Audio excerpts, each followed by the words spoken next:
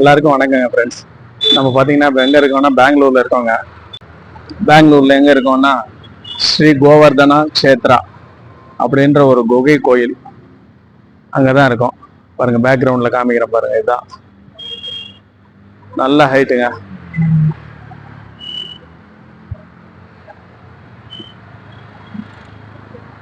பார்த்தீங்களா எப்படி இருக்குன்னு?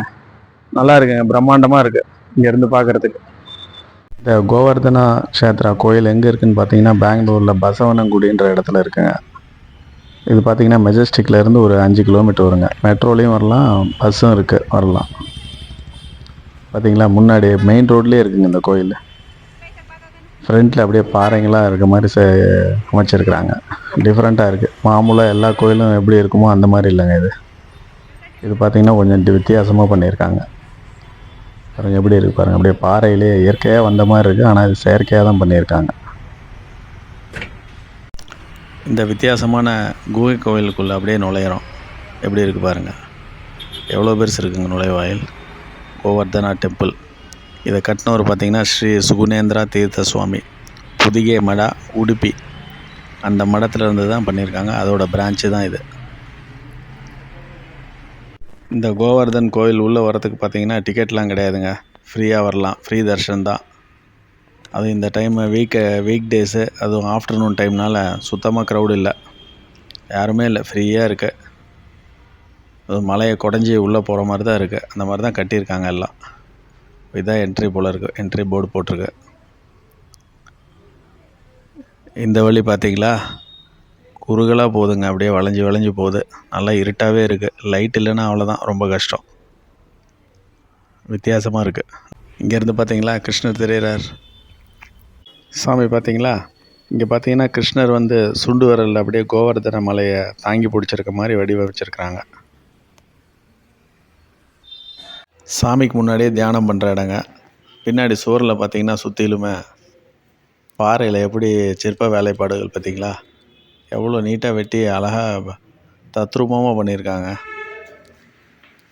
கிருஷ்ணரோட புராண கதையில் வர அத்தனை லீலைகளையுமே பார்த்துக்கலாம். இதில் பார்த்தா தெரிஞ்சுக்கலாம்.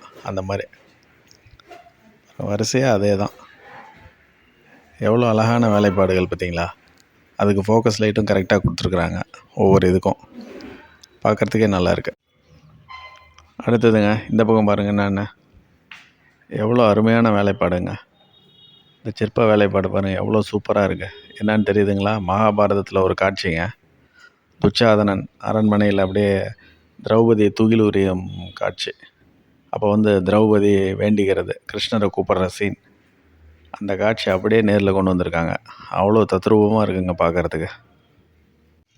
இந்த குகைக்கு நடுவில் சாமியை வச்சுட்டாங்க. சுற்றி பார்த்திங்கன்னா அந்த சுவருங்களில் நிறைய எல்லாமே அந்த சிற்ப வேலைப்பாடுகள் தான். சுற்றி நிறைய இடம் இருக்கு. ஆனால் இதில் பார்த்திங்கன்னா கிருஷ்ணர் குழந்தையாக இருக்கிறது, விளையாடுறது யசோதை கூட, அதிலிருந்தே இருக்குங்க. அவரோட இது எல்லா லீலைகளுமே, முக்கியமான இது எல்லாமே நிகழ்வுகளுமே இதில் வருது. வெளியே கொஞ்சம் ஹாட்டாக இருந்தாலுமே உள்ளே இந்த குகை கோயிலுக்குள்ளே வந்தீங்கன்னா பார்த்திங்கன்னா நல்லா கூலிங்காக இருக்குங்க. ஆனால் ஆர்டிஃபிஷியல் தான், இருந்தாலும் கூலிங் எஃபெக்ட் நல்லாவே தெரியுது. இதை பார்த்திங்களா, இது ரொம்ப சூப்பராக இருக்குங்க. இந்த இது பாம்புகள் கீழே, மேலே கிருஷ்ணர் நிற்கிற மாதிரி நல்லா இருக்கு. சாமி சிலை வச்சுருக்கிறதுக்கு பேக் சைட்லங்க இது எவ்வளோ பெரிய இடம் பாருங்க. இந்த ஸ்கல்ப்சர்ஸ் தாங்க மெயின் அட்ராக்ஷனே இதுதான். அவ்வளோ நல்லா தத்ரூபமாக இருக்குங்க. ஃபுல்லாக பண்ணியிருக்காங்க. எல்லாமே நல்லா இருக்குது பார்க்குறதுக்கு. அதுவும் இந்த கோயில் பார்த்திங்கன்னா ரொம்ப அமைதி, அழகு, அமைதி ரெண்டுமே இருக்குது இதில். வீக்கெண்ட்லலாம் வந்தால் நல்லா ரஷ் இருக்குங்க. இப்போ வீக் டேஸ்னால் ரஷ்ஷு ரொம்ப கம்மி. அப்படியே பாருங்கள். இதெல்லாம் அப்படியே ஒரு ரவுண்ட் எப்படி இருக்குன்னு பாருங்கள்.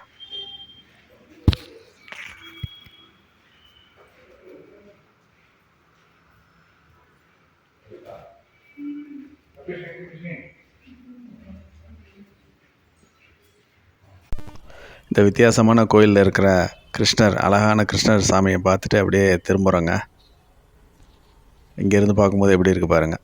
சுற்றி காமிக்கிறேன் பாருங்கள். அப்படியே ரிட்டன் போகிற வழியும் பார்த்திங்கன்னா அப்படியே குகை தான். குகைக்குள்ளே பூந்து போகணும். டனல் மாதிரி எல்லாம் வெட்டியிருக்காங்க. குறுகிய வழி தான், ஆனால் அதுலேயே அப்படியே உள்ளே வெளியே போகணும் நம்ம.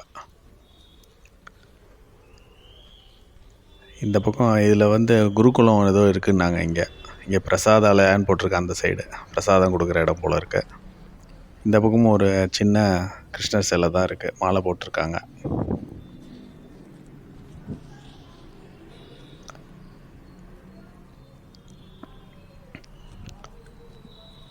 பாருங்கள், இதுதான் வெளியே போகிற வழி. இந்த பக்கம் நேராக போனால் ஸ்ரீ புதிகே வித்யாபீடான்னு போட்டிருக்கு. இந்த குருகுலம்னு சொன்னேன், அது போகிற வழி போல் இருக்குது. அந்த பக்கம் நம்ம வந்து இப்படியே எக்ஸிட் இப்படி வெளியே போகலாம். இந்த பக்கம் வெளியே போகிறப்போ கடைசியாக வந்து இந்த கோஷாலைங்க. கோஷாலைனா மாடு இருக்கிற இடங்க. பாருங்கள், கிருஷ்ணர் கோயில்னாவே மாடு இருக்கும். அதை வச்சு தான் இங்கே 2 காளை மாடு ஒன்று, பசு மாடு ஒன்றான்னு தெரியல, அப்படி தான் நினைக்கிறேன். 2 மாடு இருக்குது. ஆனால் இந்த இடம் நல்லா கூலிங்காக இருக்குங்க. அவ்வளோதாங்க, கோயிலேருந்து வெளியே வரேங்க. அப்படியே ரோட்லேயே இருக்குது, ரோட்டை ஒட்டியே இருக்குங்க இந்த கோயில்.